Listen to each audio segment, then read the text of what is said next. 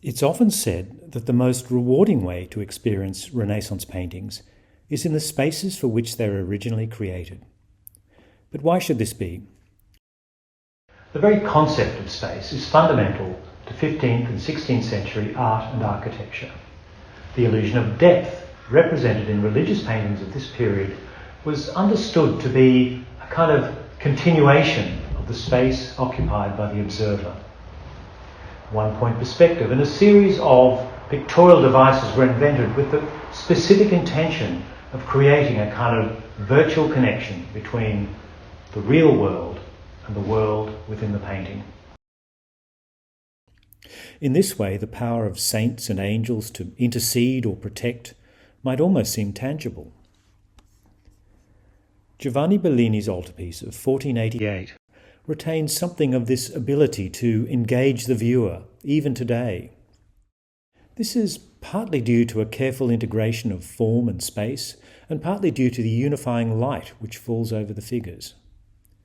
The most explicit way in which this engagement is achieved, however, is in the way in which the architectural elements of the gilded frame, such as entablatures and ornamental capitals, seem contiguous with their counterparts within the painting, creating the illusion that they are part of the same structure.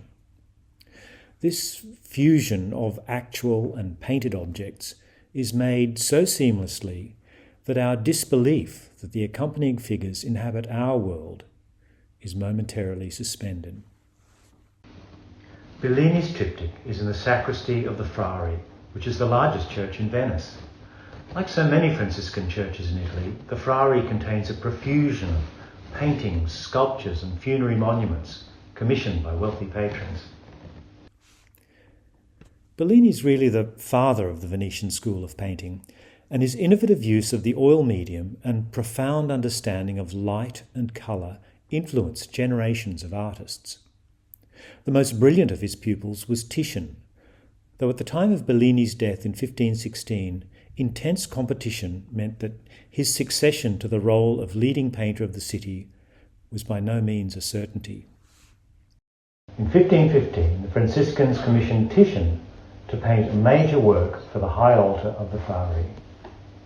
By the time it was finished in 1518, there was no longer any doubt about his artistic preeminence. The painting, The Assumption of the Virgin, can still be seen here today. Quite apart from its scale, it's one of the largest panel paintings in existence, Titian here reimagines the artistic culture from which he emerged in a radical way. Dynamic movement and heroic energy replace the contemplative mood favoured by Bellini and his followers. While Titian retains that emphasis on glowing light and magnificent colour so characteristic of the Venetians, the influence of the new, monumental High Renaissance style is now in evidence. Michelangelo had completed his revolutionary Sistine Chapel ceiling just 3 years before the Assumption was begun. Titian's painting shows the Virgin Mary borne into heaven by angels, where she is received by God, to the bewilderment of the apostles. The composition is divided into 2 levels. Below, the astonishment of the earthbound men is suggested by abrupt contrasts of tone and accents of saturated colour. Above, the Virgin is immersed in a sea of golden light. While this is a very different painting from Bellini's, both in terms of subject matter and treatment, Titian has maintained an instinctive awareness of the need to relate the painting to the surrounding space. The blaze of light at the top of the painting is seen against an apse of stained glass window, and the work stands above the high altar, the very focal point of the building's interior space. Titian seeks to connect the painting not simply to its immediate surroundings, but to the totality of its environment. Framed by the arch entrance to the choir, harmonies and discords of red beckon the visitor from the end of the nave. While the upturned faces and figures in motion on painted clouds may seem almost stereotypical to the contemporary viewer, it's important to remember how shockingly novel this painting was at the time of its unveiling. In fact, the friars were initially unhappy with this alternative to the reverential stillness they were used to seeing in devotional images, and they wanted to replace it. Soon after the completion of the Assumption, Titian began work on another painting for the Frari, which represents an equally radical challenge to established conventions. Here, members of the Pesaro family are shown kneeling as donors before the Virgin and Child. The most evident departure from tradition can be seen in the way the position of the Virgin has been shifted to one side, away from her usual central location between the saints. The sense of movement generated by this asymmetry, combined with a series of interconnected gazes, directs the viewer's eye into the world of sacred personages. There are really two means of visual access to the scene depicted. On the right, a younger member of the family looks out at us, drawing our attention to St. Francis standing above, and through his gesture to the Christ child. The principal journey we are invited to take, however, corresponds to the great sweeping diagonal indicated by the dazzling yellow of St. Peter's robe moving towards the Virgin. It's no accident that this implied left-to-right direction corresponds to that along which anyone entering the church is invited to proceed, towards the high altar.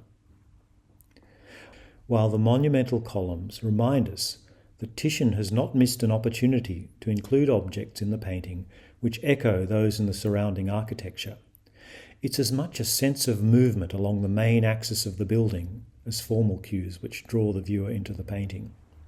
Titian had a long and productive life, and his next painting for the Frari would not be completed until some 50 years later.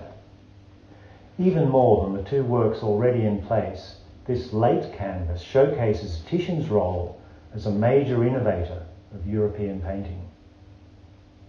Here we see the artist at his most radical and experimental, a complex technique which combines glazing, scumbling, and freely applied impasto has the effect of making solid forms appear insubstantial as under a flickering torchlight. The expressive possibilities of loose brushwork would not become a significant part of the repertoire of oil painting for another 3 centuries. Intended to hang over Titian's own tomb, it shows the Pietà, the dead Christ supported by his mother.